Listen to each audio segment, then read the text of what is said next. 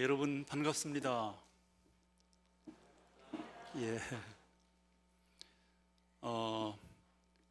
제가 참 존경하는 우리 김경원 목사님께서 심무하셨던 교회에 와서 설교 말씀을 전할 수 있게 된 것을 영광스럽게 생각을 합니다. 또 저희 대학교 종신대학교 교수이기도 하신 이상한 목사님께서 오늘 아침 저를 불러서 주일 설교를 할 수 있도록 해주신 데 대해서 감사하다는 인사의 말씀도 드리고 싶습니다. 저는 대개 처음 교회를 방문할 때는 특별히 어떤 주제를 가지고 이런 주제로 했으면 좋겠다 이렇게 말씀하기 전에는 제가 살아온 간증을 중심으로 말씀을 전합니다. 대체로 성도님들께서는 저에 대해서 궁금해하신 것이 좀 있습니다. 아마 여러분도 비슷하리라고 생각하는데 저의 상황이 좀 특별하다면 특별하기 때문에 어떻게 살아왔을까 하는 부분도 있을 것이고, 또 제가 지금 하고 있는 일들을 시각장애인으로서 어떻게 해서 하게 됐을까 이런 궁금증도 있을 것으로 생각을 합니다. 실제로 이렇게 만나서 대화를 해보면 그런 질문들이 많아서 제가 처음 교회에 왔기 때문에 저에게 있었던 일들을 중심으로 여러분들에게 말씀을 전하려고 생각을 합니다. 오늘 제가 하는 설교에서 이 세 가지 단어를 먼저 말씀을 드리겠습니다. 하나님의 은혜라는 단어하고 그 다음에 감사, 믿음, 이 세 가지 단어를 중심으로 여러분들에게 말씀을 하려고 합니다. 우리 기독교에서 가장 중요하게 생각하고 핵심이라고 할 수 있는 단어가 사실은 이 세 가지입니다. 바로 이 세 가지 단어 안에 저의 모든 삶이 담겨 있습니다. 저의 삶을 소개하려면 이 세 가지를 말씀드릴 수밖에 없습니다.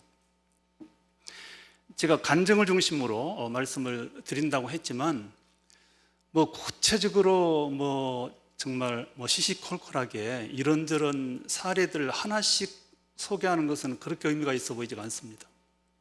그리고 워낙 긴 세월 동안 살아왔기 때문에 그런 걸 얘기하려면 한이 없을 것 같아요. 그래서 간증은 하되 제 나름대로 가지는 어떤 이해 혹은 해석적 차원에서 말씀을 드리려고 합니다. 여러분들 우선 은혜라고 하는 단어 그 뜻을 잘 아십니까? 모를 리가 없죠. 교회 와서 가장 많이 듣는 단어가 은혜라는 단어가 아닐까라는 생각을 합니다. 돈을 주고 산 물건은 아무리 그 물건이 좋아도 그걸 은혜라고 말하지 않습니다. 왜냐하면 값을 지불했기 때문에 그렇습니다. 열심히 일을 해주고 받은 수입에 대해서 은혜를 받았다 이렇게 말하지 않습니다. 당연히 노동력을 제공했기 때문에 그렇습니다. 그리고 자기에게 있는 어떤 능력을 충분히 발휘해서 그 능력의 결과만큼 어떤 결과를 내가 받았을 때 그거 역시도 여러분 아무도 은혜라고 말하지 않습니다. 은혜라고 하는 것은 도무지 등가적으로, 즉 내가 받은 결과와 비슷한 가치로 내가 투입한 것이 없는데 도무지 거기에 상응하는 어떤 것도 내가 투입한 바가 없는데 터무니없게도 너무나 큰 것을 내가 받았을 때 그런 것을 은혜라 그럽니다. 예를 들면 여러분들 세상에 태어난 거 엄청난 축복인데요, 이 아름다운 세상에서 살 수 있는 자격을 가지시고 세상에 태어났는데 여러분 세상에 나오실 때 돈 주고 나오신 거 아니죠? 뭔가 여러분들이 노력을 해서 나온 거 아니죠? 그래서 여러분의 탄생은 은혜입니다. 여러분이 그만큼 키가 자란 것 혹은 그렇게 훌륭한 부모님, 형제를 만난 것, 그걸 위해서 여러분 뭔가 투자를 했나요? 여러분들 건강은 내가 투자했는데 천만에 여러분 키 큰 거 그거 그냥 큰 거예요. 물론 안 큰 사람도 있지만 이런 것 다 여러분들이 그것을 위해서 한 노력이 없었다면 그래서 그걸 가르쳐서 은혜라고 합니다. 왜 우리가 하나님의 구원을 은혜라고 말하는지 아십니까? 당연히 알죠. 그 구원을 위해서 우리가 아무것도 지불한 바가 없어요. 해드린 것이 없어요.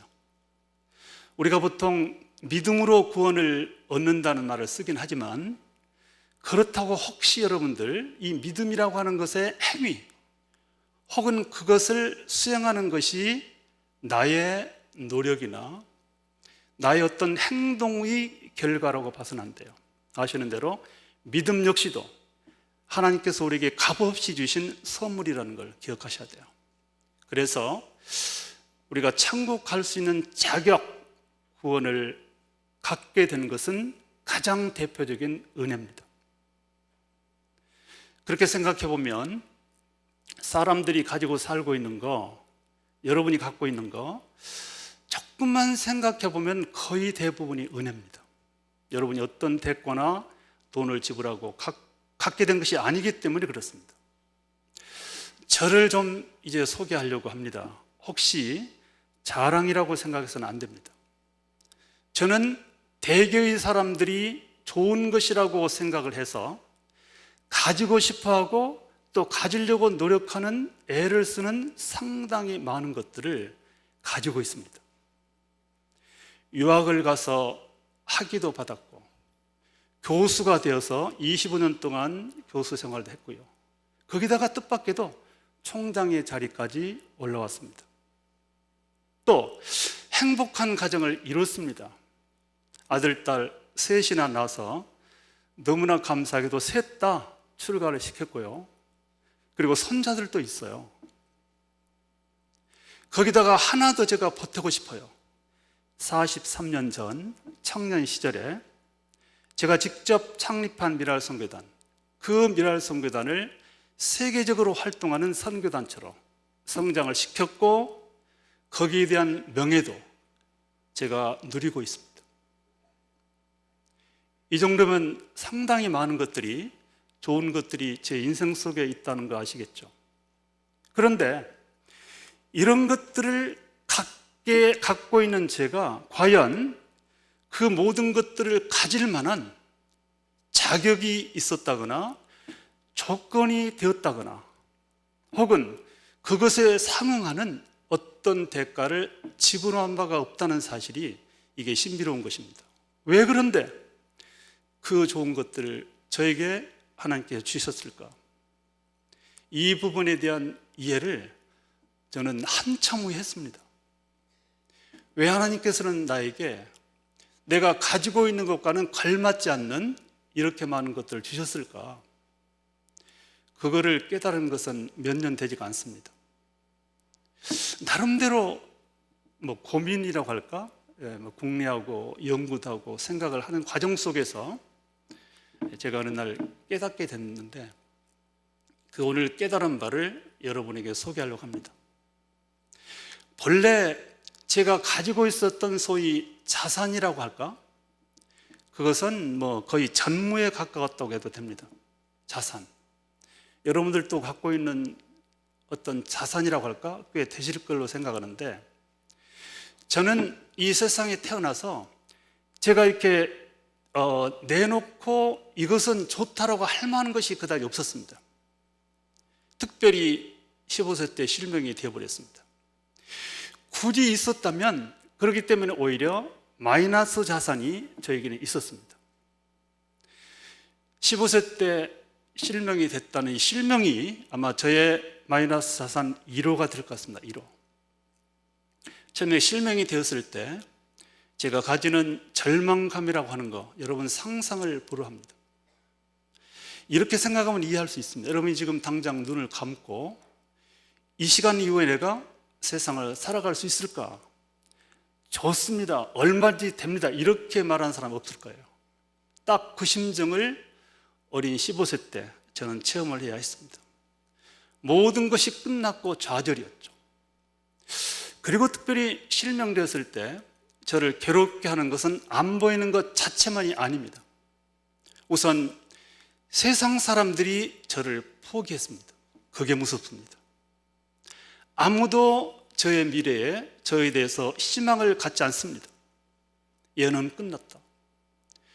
초등학교 같이 다녔던 친구들도 처음에는 불쌍해서 눈물을 흘렸지만 시간이 가고 다 떠나버렸고요. 앞을 지나가면서도 인사도 안 해요. 가족도, 친구들도, 특별히 가족들도 마음은 아프지만 그렇다고 저에게 어떤 희망을 가지고 아니야, 얘는 그래도 앞으로 뭔가 할 거야, 이런 생각 아무도 갖지 않았습니다. 세상이 누군가를 포기한다는 거, 이건 무서운 겁니다. 정말 무섭습니다. 물론 제 자신도 포기했지만 그보다 더 무서운 것은 세상 사람이 저를 기대하지 않습니다. 어떤 기대감에서 관계도 만들어지고, 소위 기대감이 있어야 장학금도 주고요. 기대감이 있어야 친구도 되어주는 거예요. 비정합니다, 인간 사회가요. 여러분들은 잘 모를 거예요. 여러분들 친구 많죠? 저처럼 아무것도 없는 마이너스 자산자가 되었다면 그럴까요? 특별하게도 저는 세상을 살면서 이 실명이라고 하는 것 때문에 차별도 수없이 당했고요. 방해도 당했고요. 무시, 이루 말할 수 없이 겪었습니다. 제가 힘들었던 것은 무엇보다도 참 아팠던 것이 뭐냐면 자기들의 세상에 끼워주지 않습니다. 자기들이 누구예요? 멀쩡한 세상 속 건강한 사람들이 자기들의 옆자리를 내어주잖아요. 올려 그러면 밀어버리고 못 오게 하고 차단하는 거. 그게 무서웠어요. 기회를 주지 않아요. 한 가지 예만 들을까요? 제가 실명된 사람으로서 특별하신 하나님의 소명에 따라서 지금 제가 총장으로 있는 총신대학교에 입학원서를 내러 갔어요. 근데 입학 원서 거부를 제가 당하고 너무나 놀랐습니다. 그러니까 시각장애인이 어떻게 공부하냐는 거예요. 그래서 아예 시험 볼 기회조차를 주지 않고 입학 원서를 거부했습니다. 물론 그것을 뚫고 제가 원서를 접수했고, 그리고 또 총신에서 공부를 했지만, 그러나 그런 과정 속에서 제가 정말 제 성질대로 한다면 때려치우고 도망가고 싶을 정도로 힘들었지만 그래도 참고 인내했습니다. 어쨌든 그런데 그런 차별이나 배제가 구석구석 있어요. 여러분들 이해 못 하실 거예요. 절대로. 제가 그럴 때마다 그걸 타설을 하거나 원망하거나 싫은 기색을 제가 안 합니다. 그렇게 기색을 하면 그 순간에 저 사람은 장애이니까 저렇게 성질을 부린구나, 이렇게 또 생각을 해요. 이러도 못하고 저러도 못하고 그 수많은 날들을 참고 견디는, 이게 제가 시각장애를 가지고 살아온 삶의 내용이에요. 이것은 어떤 경우도 자산일 수 없어요. 아무도 좋아하지 않았고 저 자신도 실명 때문에 제 스스로를 포기했으니까요. 그게 제가 가지고 있는 마이너스 자산 1호입니다. 마이너스 자산 2호를 말씀을 드리자면 그것은 가난입니다. 저는 시골에서 자라나서 초등학교까지는 어찌어찌 다녔습니다. 그러나 중학교는 부모님이 보내주지 않았습니다. 저는 사남매인데 제 형제 모두는 중학교 문턱을 가지 못했습니다. 다 그래도 감사한 거는 초등학교까지는 그냥 보내줬어요. 그러나 중학교는 너무 갖고 싶어서 울고불고 했지만 부모님은 돈이 없으니까 못 보내주셨어요. 지금도 아쉬운 것은 초등학교를 졸업할 무렵에 이 추학여행이라는 걸 갑니다. 저는 고향이 전라남도 순천인데요. 순천시는 아니고 조금 떨어진 곳인데 6학년들이 수학여행을 필수로 가는 곳이 여수입니다. 완행열차를 타고 약 1시간 반 정도 가서 그 바다를 보여주는 거예요. 두 가지 목적이 있어요. 하나는 기차를 타보게 하는 것, 두 번째는 바다를 보여주는 것인데 120명 학생이 한 그쯤 됐어, 지구렛이라도요. 같은 그 6학년이 그냥 서너 명이 못 갔어요. 저도 못 갔죠.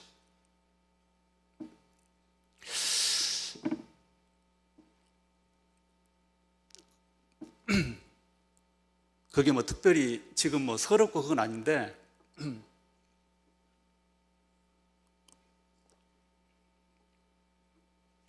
아쉬운 것은 제가 바다를 못 봤어요. 그림으로는 봤는데 초등학교 때 그걸 한번 봤어야 돼요.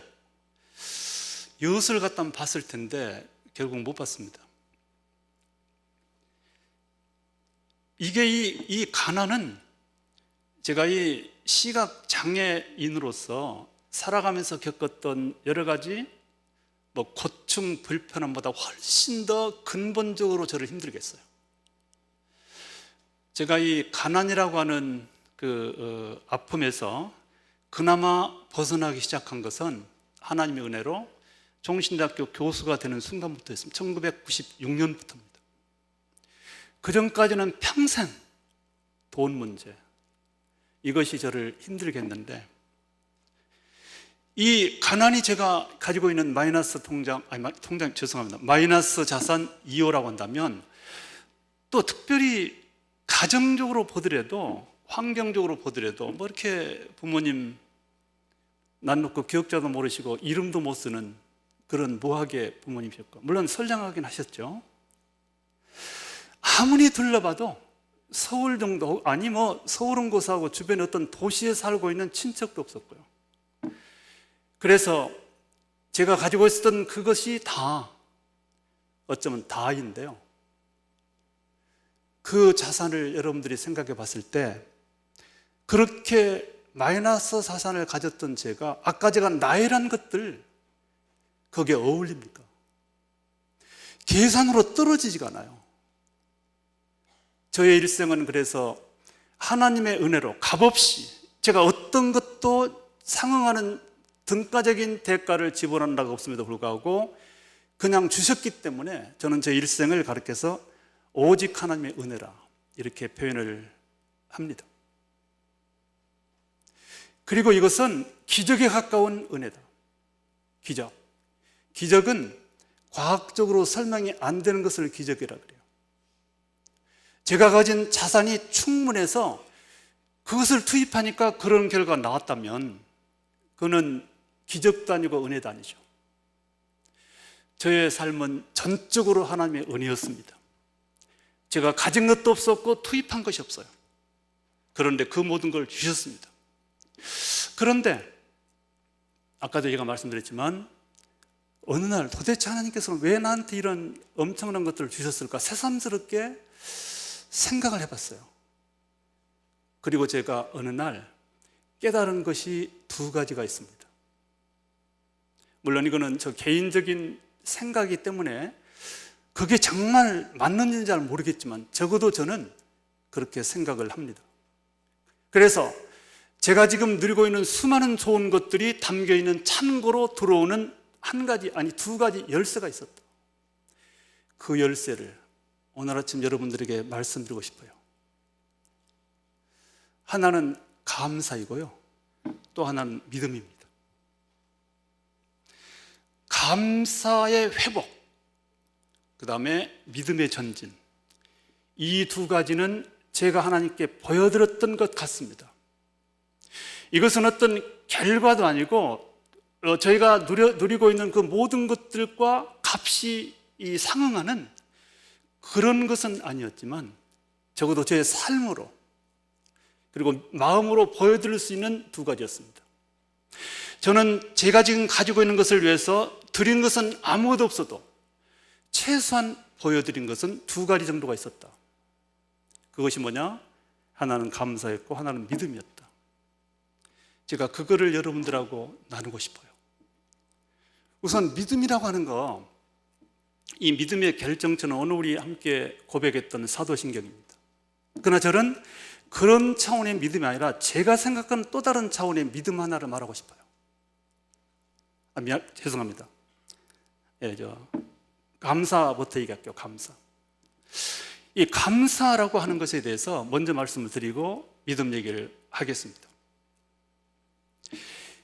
이 감사라고 하는 것이 우리가 일반적으로 이 마음을 느껴서 은혜 주신 것에 대해서 고마움을 느껴서 뭔가 표현하는, 그것이 물질이든 말로든 혹은 찬양이든 그런 차원의 감사를 저는 말하고 있지 않습니다. 저에게 있어서 감사의 회복이 뭔지 아십니까? 그거를 소개하고 싶어요. 아이들이 있어요. 근데 저도 셋을 키웠는데 어떻게 하다 보니까 누구에게는 조금 비싼 선물을 줬고요, 그리고 큰 선물을 줬고, 뭐 생일이나 크리스마스 때 어떤 아이에겐 좀 작은 선물을 주게 됐어요. 훨씬 작은 선물. 그런데 이게 이제 작은 선물을 받은 애가 너무너무 그냥 속상해하고, 분명히 뭔가를 줬음에도 불구하고 받았음에도 불구하고 화내고 내던져버리고 나 필요 없어 하고, 왜냐하면 그 눈앞이 더 크니까. 거기에 비교해서 그 작은 것도 괜찮은데 내던져버리는 그런 모습을 가끔 본 적이 있어요. 주는 부모 입장에서는 어떤 나름의 뜻이 있어서 그렇게 하는 거예요. 그것이 교육적으로 또 그에게 뭔가를 가르치고 훈련시키는 데 필요하기 때문에 그걸 준 거거든요. 작든 크든, 작고 크기의 의미가 아니라 그에게 적합한 걸 줬단 말이에요. 그런데 다른 사람과 단순 비교를 해서 준 것을 내팽개 쳐버려요. 제가 그랬어요. 저는 15세 때 실명되고 나서 너무나 억울했습니다. 왜 누구는 그렇게 좋은 건강을 주고 왜 나에게 이렇게 앞이 안 보이는 이런 현실을 줬을까? 누군지는 모르지만 예수님을 안 믿었기 때문에 신앙적으로 이해하지는 못했습니다. 그것이 도무지 이해할 수도 없었고, 그래서 저에게 있었던 그 어떤 것도 의미 있게 여기지 않았습니다. 그 어떤 것 꽤 있습니다. 그래도 걸어다닐 수 있는 두 다리도 있었고 여전히 있었고요, 두 손가락, 손발 다 있죠.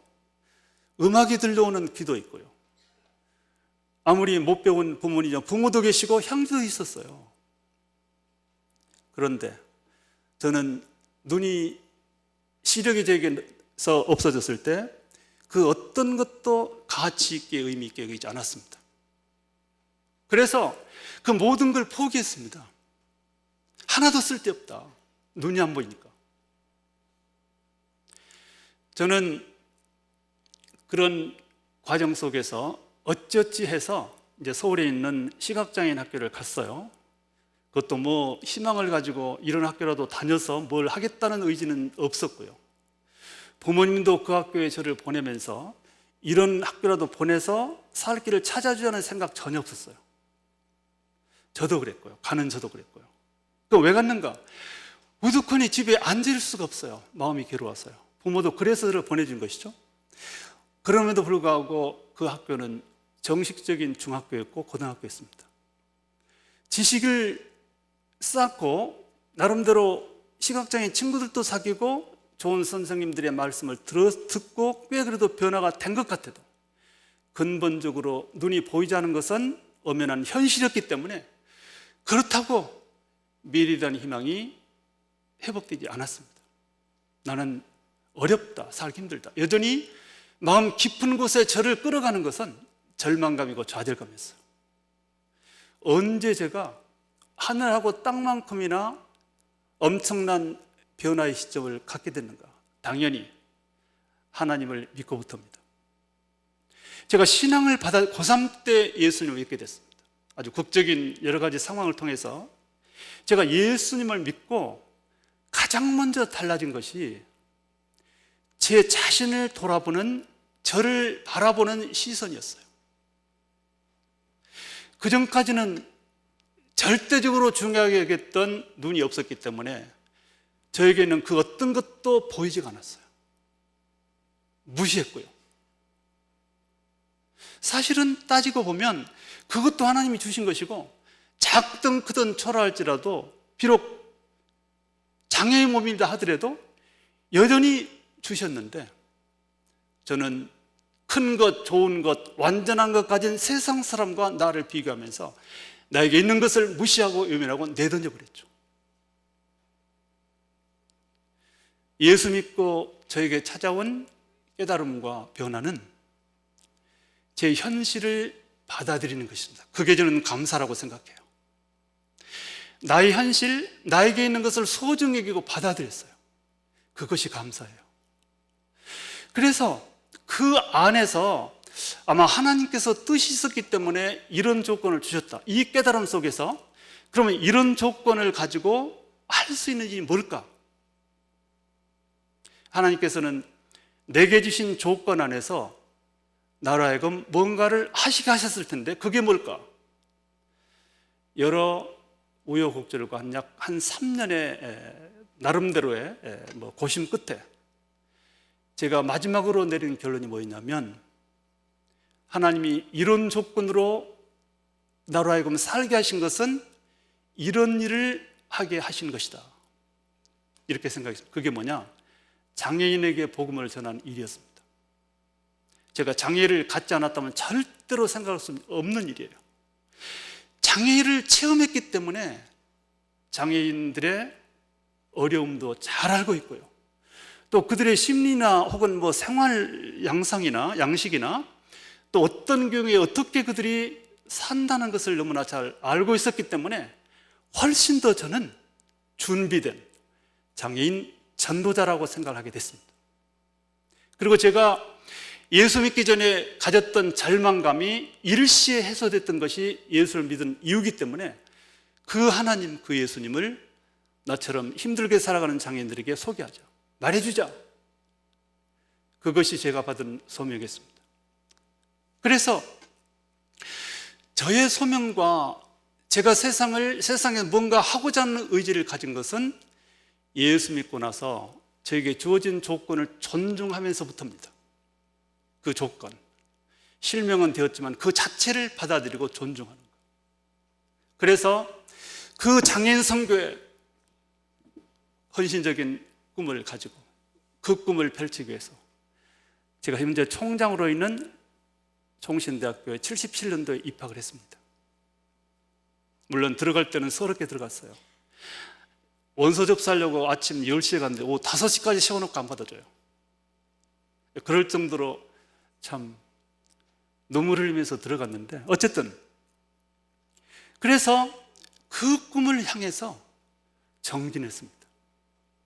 그래서 아까 말씀드린 대로 43년 전 1979년 총신대 3학년 때 미랄 선교단을 창립시켰어요. 아마 이곳에서 멀지 않을 거예요. 이 대흥 제일교회라고 있는데 제가 그 교회에 나가서 토요일마다 청년들을 가르쳤는데 저에게 청년 꿈을 하는 청년들이 저를 따랐어요. 그리고 전도사님이 그런 일을 한다면 우리가 함께 참여하겠습니다. 그래서 그들 데리고 시작한 것이 미랄 선교단. 그게 지금은 세계적인 기구가 됐어요. 어쨌든 결국은 지금 생각해 보면 저의 현실을 존중하면서 비록 장애인에게 복음을 전하는 일이라도 다른 사람들은 거들떠보지도 않고 귀하게 여기지도 않아요. 잘 참여도 안 하고요. 외면해요, 되게요. 그런 일이나마 내 수준이 그게 맞으니까 그렇게 시작했던 그 일을 끝에 그것이 관문이 되어서 너무나 많은 것들이 그 창고 안에 들어있었습니다. 지금 제가 가지고 있는 아까 나일의 등급 좋은 많은 것들은 사실은 저 현실 안에서 할 수 있는 일을 시작하는 것으로부터 이어졌어요. 장애인 선교로부터. 제가 그래서 말씀드립니다. 저에게 준 그 모든 것들에 대해서 제가 등가적으로 대가를 드린 바는 없지만 제가 한 가지 겸손하게 제 현실을 받아들이고 했던 것이 보여드린 게 하나 있다면 제 삶에 대한, 제 처지에 대한 감사의 모습이었습니다. 그것이 저는 열쇠라고 생각해요. 또 하나가 이제 이 믿음인데요. 이 믿음이라고 하는 것이 아까 제가 잠깐 말씀하다 말았는데 우리가 사도신경을 고백한 그 내용이 사실은 믿음의 전부입니다. 그러나 저는 조금 다른 차원에서 제 나름대로 특별히 생각하는 또 하나의 믿음이 있어요. 그건 뭐냐면 성도들이 걸어가는 길은 우리 하나님께서 절대로 외면하지 않는다. 하나님을 붙들고 하나님을 앞서고 걸어가면 하나님이 반드시 앞장서서 길을 열어주신다. 그것이 제가 보여드렸던 믿음입니다. 저는 이 믿음의 덕을 너무나 많이 봤어요. 미국 유학할 때요. 사실 미국 유학이라고 하는 것이 엄청난 도전이었어요. 사실은 돈 한 푼 없었죠. 앞도 못 봤죠. 아는 사람 단 한 사람도 없었죠. 지팡이 딱 들고 대책 없이 떠나면서 제가 믿었던 것은 하나님이세요. 그때 제가 붙들었던 말씀이 뭐냐면 잠언 3장 6절이에요. 범사의 그를 인정하라. 그리하면 길을 지도해 주신다. 그 말씀을 붙들고 모든 일에 하나님을 앞세우고 도와주실 것을 믿고 나가면 앞길을 열어주시고 지도해 주신다. 이걸 제가 붙들었습니다. 이게 저의 믿음이었습니다. 그래서 성공했어요. 따지고 보면 저 같은 경우는 여러분 믿음이란 말은 과학의 반대말이라고 해도 돼요. 과학. 믿음은 과학이 아니에요. 논리가 아니에요. 합리가 아니에요. 전혀 말이 안 돼요. 그럼에도 불구하고 그럴 것으로 알고 발걸음을 내딛는 게 믿음이거든요. 돈 없이 앞에 안 보이는 사람이 미국 가는 게 과학적으로 설명이 돼요? 그것 말고도 저에게 있어서는 모든 것이 믿음이 작동하지 않으면 한 걸음도 내둘 수 없어요. 여러분들은 예를 들면 이런 거예요. 여러분이 이 무대에 올라와가지고 저 문을 찾아갈 때 믿음으로 가세요? 눈으로 보니까 딱 눈으로 보고 가는 건 그 과학입니다. 과학. 저는 믿음으로 가야 돼요. 저 문까지도 저는 여러분이 흔히 사용하는 그 과학적인 행동이 아니에요. 저는 가다가 부딪힐 수 있고 빠질 수 있고 앞에 무슨 허망이 있어 죽을 수 있다는 생각으로, 그럼에도 불구하고 하나님이 손잡아 주실 것으로 가거든요. 제가 살았던 삶은 모든 것이 믿음이었고, 그래서 저는 저의 삶은 도전이라 그래요. 도전은 과학이 아니라 과학적인 용어가 아니에요. 될 것으로 계산된 걸 가리켜서 도전을 하지 않아요. 안 될 것으로 보이고 반 이상은 안 될 거다라고 했을 때 해보는 게 도전이에요. 저의 인생은 그랬어요. 그게 바로 저의 믿음이었습니다. 어떤 믿음? 하나님이 성도의 길을 혼자 내버려 두지 않는다. 그 믿음의 결과가 결과라기보다는 그 믿음을 보여드렸을 때 우리 하나님께서 그래도 가상 여기시고 지금의 모든 것을 주셨다. 제가 그 믿음으로 미국을 가지 않았다면 어떻게 학위를 받고, 학위가 없었다면 어떻게 교수가 되고요, 교수가 안 됐다면 어떻게 총장이 돼요. 믿음의 결과예요. 믿음. 여러분, 저의 인생은 전적으로 오직 하나님의 은혜입니다. 제가 거기에 상응하는 대가를 드린 바가 없어요. 그러나 제가 그나마 부족하지만 보여드린 게 있다면 저 현실로 받아들이고 인정하고 그 안에서 할 일을 찾았고, 그게 저의 감사의 회복이었고요. 그리고 모든 것이 힘들고 어려웠지만 하나님이 도와주실 것을 믿고 발걸음을 내딛었다는 사실, 저의 인생의 열쇠는, 그 모든 축복의 창고로 들어가는 문은 그래서 감사와 믿음이었다. 이걸 여러분에게 고백합니다.